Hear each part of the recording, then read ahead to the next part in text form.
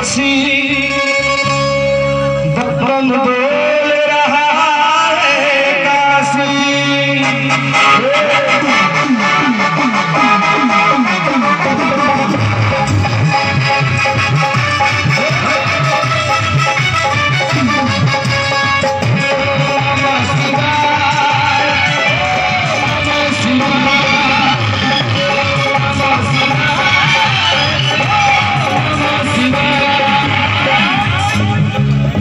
मैं चाहूंगा सभी लोग बोले ना कि हर दिल बोल रहा है काशी।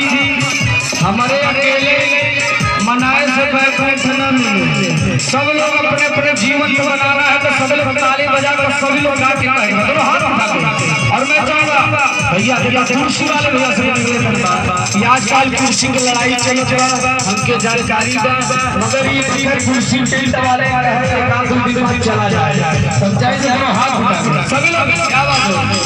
ओम नमः शिवाय, ओम नमः शिवाय,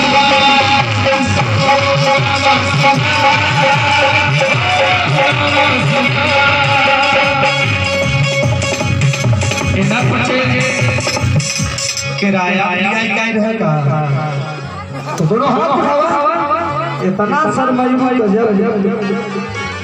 और हरीश चाचा जी की तरफ से 101 रुपए का आशीर्वाद पुरस्कार जो कि आज यहाँ के प्रबंधक है। क्या बात है, एक बार जोरदार ताली हो जाए। क्या बात है।